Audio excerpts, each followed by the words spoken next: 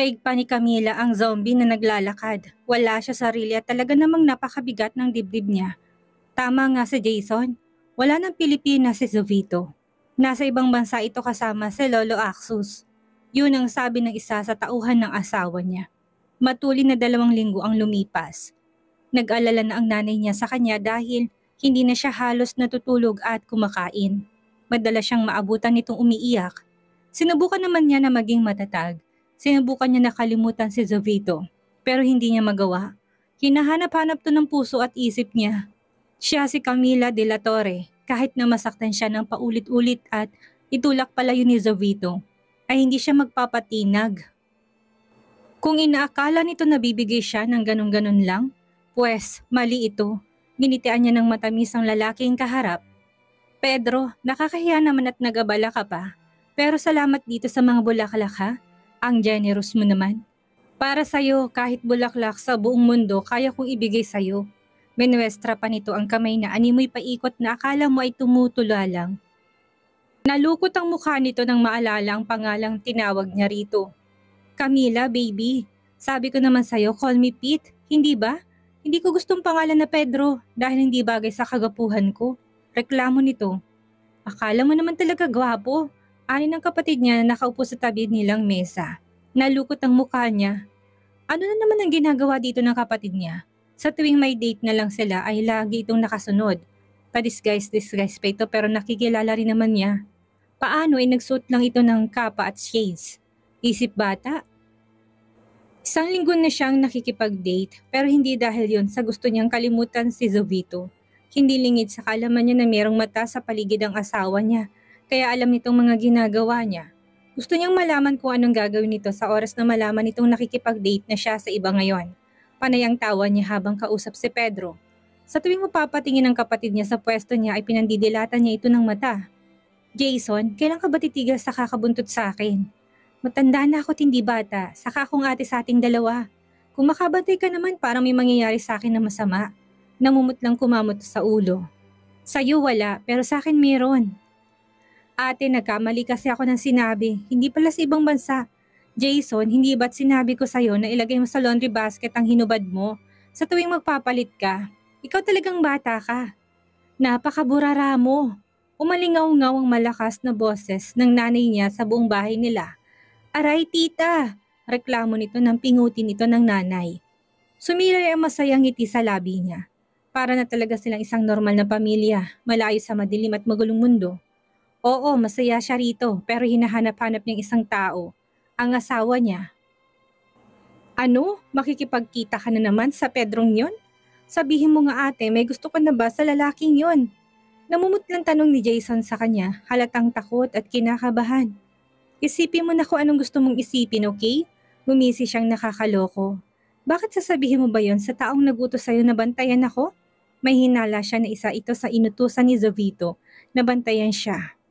Palagi kasi itong nakabantay sa tuwing may lakad siya. Nang makasakay siya sa kotse ni Pedro, saka siya malakas na natawa. Camila, sigurado ka ba na gwapo ako? Sa tingin mo, pasado na ako? Kabadong tanong nito. Ano ka ba Pedro? Estipit. Siyempre, pasadong-pasado ka. Maniwala ka lang sa sarili mo, okay? Pagpapalakas niya sa loob ng kaibigan niya. Oo, kaibigan. Hindi na nanliligaw sa kanya si Pedro. Nagtapat siya na meron siyang ibang mahal. Aba, ang loko, meron din pala itong ibang mahal. Sinubukan lang pala nitong ibaling ang pagtingin sa kanya. Pagdating sa restaurant na pagkikitaan ng dalawa ay humiwalay siya ng mesa. Panay ang thumbs up niya para palakasin ang loob nito. Nagkasamit-samit siya nang makita kung sinong babaeng kadate ni Pedro. Si Rose. Hoy Pedro, alam mo bang ginawa kong lahat para magkapera ng marami dahil gusto kong ipakita sa magulang mo na yumaman ako. Muntik pa akong mamatay sa kamay ng isang baliw. Tapos malalaman ko na may iba ka nang dinidate. Mukha ka namang paa pero bakit may kaagaw pa rin ako sa'yo? Nangiyak-ngiyak si Rose. Si Pedro naman ay namilog ang mata sa pagkabigla. Iibig mong sabihin? Oo, mahal kita. Hindi ka lang pangit, manhid ka pa. Pinahid ni Rose ang luha. Kahit na tinawag siyang baliw ni Daniela na to, hindi niya mapigilan ang maluha. Siningan niya lahat ng sipon sa tissue habang sumisinghot na nakatunghay sa pagtatapatan ng dalawa. Nakakainggit kung narito lang sana si Jovito. Bago pa mapansin ni Rose ang presensya niya ay sumibat na siya. Baka masira pa niya ang moment ng dalawa. Habang nag-aabang siya ng taxi ay nakarinig siya ng sagitsit na mga gulong. Takot na nagsitabi ang mga tao at ibang sasakyan para bigyan daan ng mga kulay itim na sasakyan na paparating. Nabangga pa ng ilang itim na sasakyan ang ibang sasakyan sa paligid niya. Hoy, balak niyo bang managasa ng tao? Ang bastos naman ng sasakyan na to. Akala yata pag-aari nilang kalsada. Natigilan siya nang ang huling sasakyan na dumating ay huminto mismo sa harapan niya. Nanlabong mata ni Camila sa nagbabadyang luha. Kilala niya ang sasakyan na mayroong itim na diamanteng nakaukit sa bumper. Tuluyan ang tumulong luha ni Camila nang bumaba ang asawa niya roon. How was my soon-to-be ex-wife? Soon-to-be ex-wife? Ibig sabihin nahihiwalay na talaga siya nito? Pinahid ni Camilang luha sa mata at matapat ang tumingin dito. Ang paghihiwalay ay parehong pinagdidesisyonan ng dalawang tao. At sa kaso nating ito ay wala kong balak makipaghiwalay sa'yo. Kahit napadalhan mo pa ako ng sandamakmak na annulment paper, hindi ako bibitaw sa pagsasama nating ito. Itinaas niyang kamay kung nasa nakasuot ang singsing na ikasal sila. Maging ang kwintas na nasa leg niya tinuro niya. Mahal mo ko, hindi ba? Kasi kung hindi, bakit hindi mo to kinuha? Saka kung hindi dapat ay wala ka ng pakialam pa sa akin. Hindi mo na dapat ako pinababantayan pa. Gusto niyang yakapin si Jovito pero marami pa siyang gustong sabihin. Alam ko naman na nasaktan ka ng sobra sa sinabi ko. Sorry na, okay? Intindihin mo naman ako. Hindi ko yun nasabi dahil hindi kita mahal. Nasabi ko yun dala ng takot ko. Naiintindihan kita, kaya nga ginagawa ko lahat ng ito. Mariing wika nito. Lumuluhang umiling siya. Hindi mo ko naintindihan, kasi kung naintindihan mo ko, dapat hindi mo ko iiwanan. Hindi mo ko hihiwalayan. Tanggap ko ng lahat sa iyo eh. Kahit saang dilim mo pa ako dalhin, sasama ako. Kahit anong kaharapin nating panganib, hindi ako tatakbo palayo sa iyo. Kahit nga ikamatay ko pa, hindi ako aalis sa tabi mo. Ganun kita kamahal, Jovito. Ikaw ng mundo ko. Humihikbing litanya ni Camila, nanikip ang dibdib niya sa sakit. Lumamlam ang naguguluhan nitong mata. Say it again. May pagsamo sa mga matang wika nito. Puno ng pagmamahal na tumingin siyang diretso sa mga mata nito. Mahal na mahal kita, Jovito. Ikaw ang mundo ko. Tumingala si Jovito at sunod-sunod na lumunok. Nagpipigil to na huwag sumabog ang dibdib. Pinakita ni Jovito ang hawak na papel. Hindi ba't ikaw itong gustong makipaghiwalay sa akin? Naguguluhan siyang tumingin dito. Anong ibig mo sabihin? Pinunit itong hawak na papel. You sent me this annulment paper after I sent you home. Pinasabi mo ba sa nanay mo na hindi mo na ako kayang pakisamahan? Dahil sa prostitution and drugs businesses ko kaya nagdesisyon kang putulin ng kasal nating dalawa. Natigilan si Jovito nang mapansin ang pagkalito sa kanyang mukha. Shit, your mother, trick us. Si nanay? Imposible. Bakit naman gagawin ni nanay yun? Naalala ni Camilang sinabi nito. Hindi ito katulad ng mundong pinangarap ko para sa inyo ng ate mo, kaya inilayo ko kayo. Kung gano'n ay dalawa silang binigyan nito ng annulment paper. Pero ang sabi mo sa akin, maybe it's time to bring you back where you belong. Pinalaki pa niya ang boses para gayahin ang pagkakasabi nito. Tapos pagising ko wala ka na. Alam mo ba kung gaano ko katakot na hindi ka na muling makita? Nagsimula na naman siyang umiyak. Umalis ka at gusto mo na doon na manirahan. Bala ko pa rin akong iwan. Nahilot nitong sentidong tila sumasakit ang ulo. Don't tell me na si Jason na nagsabi niya sa'yo. Nang tumango si Camila ay napailing-iling ito habang nagigtingan ng panga. Mukhang galit na galit to. Bago tumingin sa kanya ay bumuga na muna to ng hangin para kumalma. Nagpunta ako ng ibang bansa dahil tinurn down ko na lahat ng negosyo ko na may kinalaman sa prostitution at droga dahil alam kong hindi mo gustong ganong negosyo. Habi! Naiyak na naman si Camila, hindi niya alam na kayang gawin yun ng asawa niya. Lumapit sa kanya si Jovito. Sinapon itong mukha niya, tinitigan siya sa kanyang mga mata ng punong-puno ng pangungulila at pagmamahal. Sinabi kong ibabalik kita sa kung saan ka nararapat at nabibilang. Pero hindi dahil sumusuko ako, Camila, kung hindi dahil gusto kong ako naman ang pumasok sa mundo mo. Yumuko ito't dinikit ang noo sa noo niya. Hayaan mong ako naman ang magsakripisyo sa ating dalawa. Kaya kong gawin yun dahil mahal na mahal kita. Ang mahina niyang paghikbi ay naging malakas. Sobrang ligayang nararamdaman ni Camila sa mga sandaling ito. Habi, mahal na mahal din kita. Kahit ikaw pang pinakamasamang taong nakilala ko. Hindi kita iiwan. Salamat dahil nagawa mo magsakripisyo para sa akin. Mabigat na desisyon ang ginawa nito subalit pinili nitong gawin yon para sa kanya. Dahil sa pagmamahal sa kanya, bumitaw si Camilang yakap kay Jovito nang mapansin ng lahat ng tauhan nitong pumalibot sa kanila. Lahat ay merong dalang mga armas. Napatalon at napatili siya sa gulat na sabay-sabay na nagpaputok ang mga to sa itaas. Wah! Ano ba problema ng mga taong yan? Napaawang ang labi ni Camila nang iluhod ni Jovito ang isang tuhod. Binuksan itong kulay itim na maliit na kahon at hugis diamante sa harapan niya. Namilog ang mata niya nang makitang diamond ring sa loob nito. Tumingala si Jovito sa kanya. Bakas ang kasiyahan sa gwapo nitong muka. Ang mata nito ngayon ay puno ng damdamin katulad ng sa kanya. Marry me again, Camila de la Torre Armenton. Hindi ko may papangakong hindi ka iiyak dahil sa lungkot, pag-aalala at sakit. Pero isa lang ang may papangako ko sa'yo. Mamahalin kita ng higit pa sa sarili ko. Ikaw lang at wala nang iba pa. Handa akong sakyan ng lahat ng kabaliwan mo katulad ng pag-intindi mo sa ugali ko. Gagawin kong lahat para sa'yo. Mahal na mahal kita. Parang gripo na sunod-sunod na umagos ang luha niya. Ganito palang pakiramdam kapag inalok ka ng kasal ng lalaking mahal mo? Sa sobrang ligaya ay parang sasabog ang dibdib niya anumang sandali. Ang lungkot at sakit sa dibdib niya nitong nakaraan ay tuluyang napawi at napalitan ng saya. May luha sa matang tumango siya. Siyempre papayag ako dahil mahal kita. Matapos isuot sa kanya ang singsing, tuwang-tuwang yumakap siya sa leg nito. I love you, hubby. Pumikit siya na sakupin nito ang labi niya pero agad siyang lumayo dito na may maalala. Hubby, anong trip ng mga tauhan mo? Bakit naman nagpaputok sila sa public place na gaya nito? Natakot na tuloy ang mga tao at nagsipagtakbuhan. Aniya habang nakatingin sa paligid. Maski ang mga tao sa loob ng restaurant ay wala na rin. Nag-isang linyang kilay ni Jovito. Kasama yun sa marriage proposal ko. Hindi mo nagustuhan? Napanganga siya sa narinig. Hindi may pintang mukhang napamura to. Shit, your brother. Siyang nagsabing magandang marriage proposal lang ganito dahil kakaiba. Puno ng tensyon ng paligid dahil seryosong tinginan ng kanyang ina't ng kanyang asawa. Hindi nila magawang magsalita ni Jason dahil para silang nasa gitna ng dalawang mabangis na leon. Dapat si Camille ang dapat kumumpronta sa nanay niya pero parang sila pang nalagay sa hot seat. Sinamaan niya ng tingin si Jason na mapatingin to sa gawin niya. Loko-loko ka, mamaya ka talaga sa akin. Nagulat si Camila nang tumayo si Jovito sa harapan ng kanyang ina. I know that you didn't want your daughter to live in my dark world because you're afraid that she might get hurt. Bilang kanyang inay naintindihan kong nararamdaman mo. Yumukod to sa harapan ng kanyang ina at taos-pusong nakiusap na ikinamaang nila ni Jason pareho. Alam kong hindi ako perpektong na isa akong delikadong tao na maaari ako magdala ng panganib sa kanya.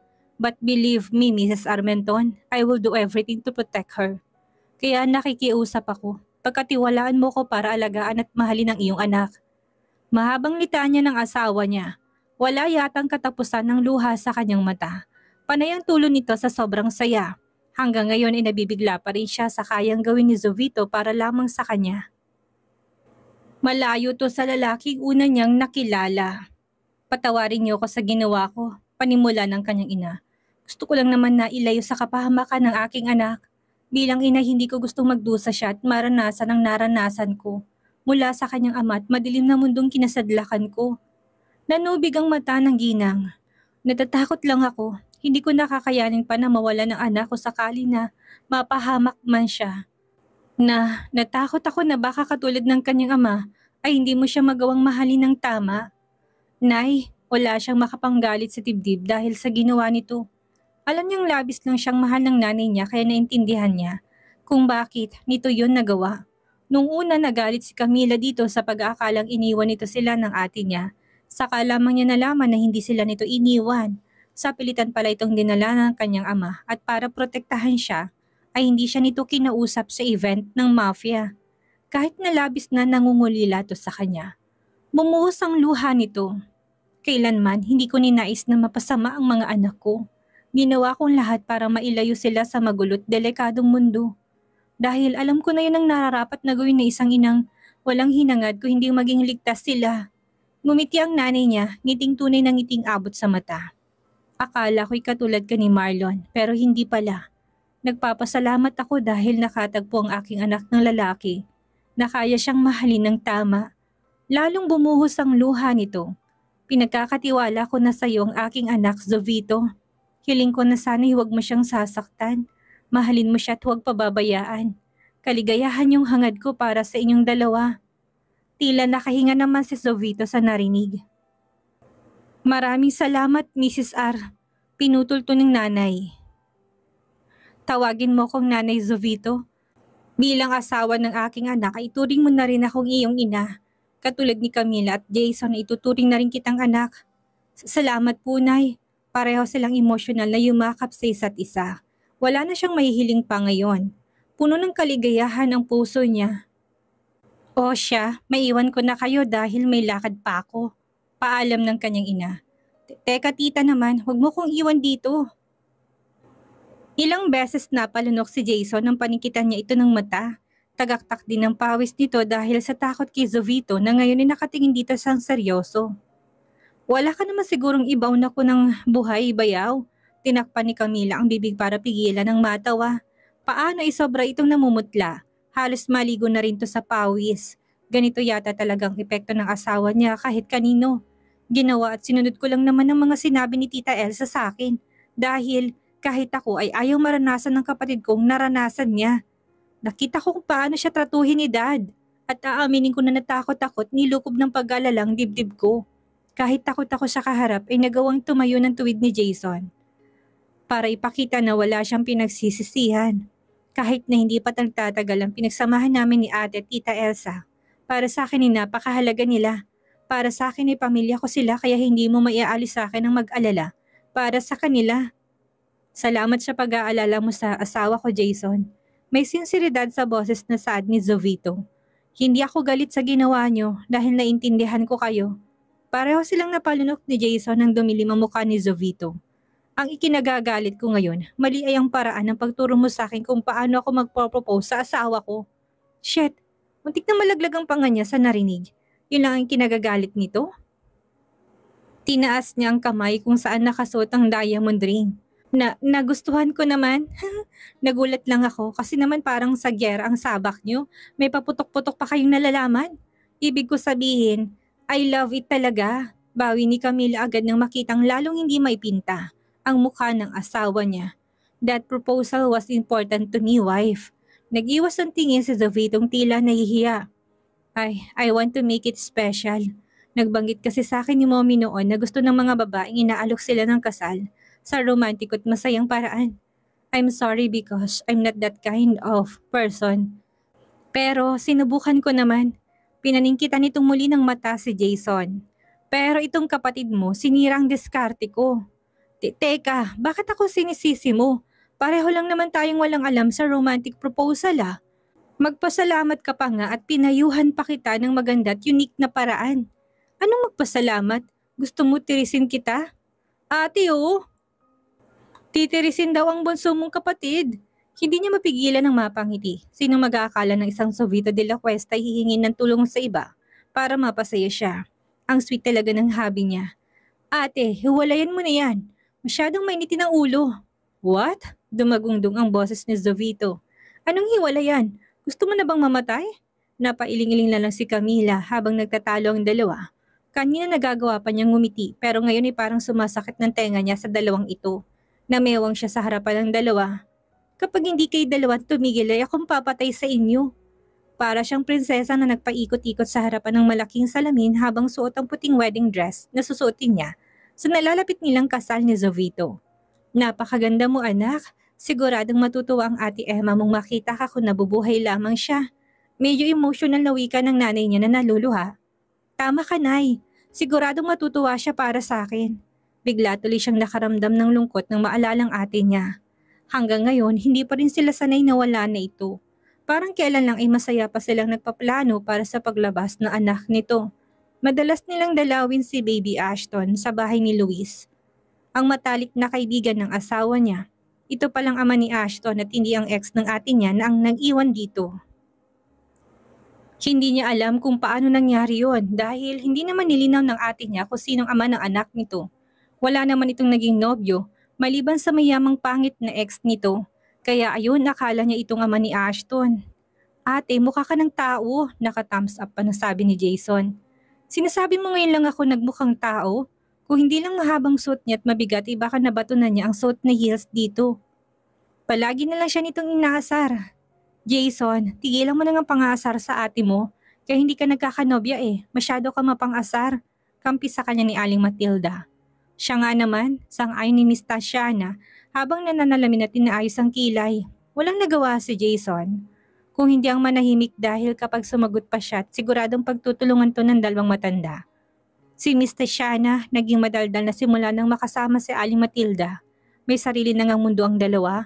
Nahuli nga niyang dalawang naghahanap ng kadate sa mga dating apps. Hay naku, kung kailan tumanda sa kahumanap ng pag-ibig. Eka nga ng dalawa, may asim pa sila. Hindi kasama ang asawa niya sa pagsusukat niya ng gown. Dahil ang sabi ng nanay niya bawal daw yon. Baka daw hindi matuloy ang kasal nilang dalawa. Anak, sigurado ka na ba na gustong bumalik sa isla? Tanggap naman ng asawa mo na manirahan dito sa syudad kasama ka. May iba ka pa bang inaalala? Umiling siya sa nanay niya. Narito sila ngayon sa simbahan ng Quiapo para magdasal at magpasalamat. Opo, sigurado na ako, Nay. Mas kampante ang loob ko sa lugar na yon. Saka bukod sa maganda doon, ay doon din po kasi kami nagkakilala at nakapagpalagayan ng loob ng asawa ko. Napangiti siya nang maalala ang mga pinagdaanan niya sa kamay ng asawa niya bago nila minahal ng sobra ang isa't isa. Ngumiti ang nanay niya. Hindi ako makapaniwala na darating ang araw na magmamahal ka ng sobra, anak, kumpara sa ate mo kasi ikaw ang walang pakialam sa mga lalaki noon. Pero ngayon nakikita kong mahal na mahal mong asawa mo. Bumalatay ang lungkot sa mukha nito. Nakakalungkot lang dahil mawawalay ka na talaga sa akin, anak. Kayo ni Jason. Yumakap siya rito.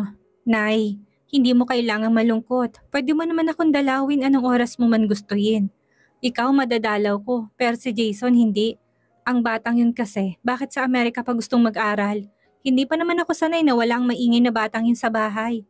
Tita naman, reklamo ni Jason na kadarating lang. May dala itong sampagitan na binili nito sa labas. Hindi naman ako maingay ah. Ikaw nga itong bunganga ng bunganga kahit kay aga-aga. Habang hindi pa sila nakakabalik sa isla, humiling si Camila kay Jovito na maging malaya habang narito pa. Gusto niya umalis ng walang mga bantay. Walang nakamasid, yung parang normal na tao lang. Tinawanan na lang nila ito ng nanay niya. Bago umuwi ay nagpaalam na muna siya sa nanay at kapatid niya na bibili ng garlic bread sa nadaanan niyang store. Paborito ng asawa niyang garlic bread at habang hindi pa siya magaling gumawa nito, ay bibili na muna siya. Naku, pasensya na po. Hingi niya ng paumanin sa lalaki na kabangga niya. Namilog ang mga mata niya. Ikaw? Hindi niya makakalimutan ang pulang maskara nito. Ito ang manok niyang nanalo sa death battle. Sumaludo lang ito sa kanya matapos siyang bigyan ng 3 rosas. Nagtatakang sinundan niya ito ng tingin. Pipi kaya to? Saka bakit nakasuot to ng maskara? Wala naman to sa death battle. Tinatago ba niyang mukha niya? Camila, iha, hindi ba't hindi ka dapat naglalakad ng mag-isa at walang bantay? Muntik na niyang mahagis ang garlic bread sa gulat ng marinig niya si Lolo Axus. Lolo naman hindi ka po dapat sumusulpot. Nakakagulat reklamo niya. Mahinang tumawa to. Pasensya ka na iha. Nang malaman ko kasi mula sa aking apo na wala kang bantay, habang narito ka sa syudad ay nag-alala ako na baka samantalahin to ng mga kalaban namin sa negosyo. Nagtaas baba ang 2 kilay ng matanda. Siyempre, hindi hahayaan ni Lolo na may mangyari sa magiging ina ng 1 dosena kong apo. Hindi niya mapigilan ng mapangiwi. Lolo, wala sa usapan natin na bibigyan kita ng 1 dosenang apo. 2 o 3 lang pwede na po yun. Akala yata ng matanda ay madaling manganak at kung makahiling ay napakarami pa. Humahangos na lumapit sa kanila si Butler Juan. Napakarami nitong dalang paper bags, mukhang mamahali ng mga laman. Iha, gamitin mo to tuwing gabi. Ilagay mo yan sa inumin yung 2 mag-asawa. Ang inumin na yan ay mabisa para lalong uminit ang pagmamahal nyo sa isa't isa. Tsak ako na magkakaroon kaagad kayo ng anak ng aking apo kapag nangyari yon. Bumaling to kay Butler Juan. Ipa-deliver mo na lang ang iba sa bahay nila. Ang iinumin na muna nila ng apo ko ang dadalhin niya. Bakas pang excitement sa boses na utos pa ng matanda. Hindi na ako makapaghintay na makita si Axos Sr., ang aking mga apo. Ano daw? Ano po? Hindi mapigilan tanong niya. Axos Sr. Iha, yun ang magiging pangalan ng aking mga apo. Ibang klase din tong si Lolo Axos. May nakahanda na agad itong pangalan sa magiging anak nila ni Jovito. Teka, mga apo, lahat ng anak ko, balak mong pangalanan ng Axus? Nang tumango ito ay nalukot ang mukha niya. Ayoko nga, aniyan ay kinatawan ito ng malakas.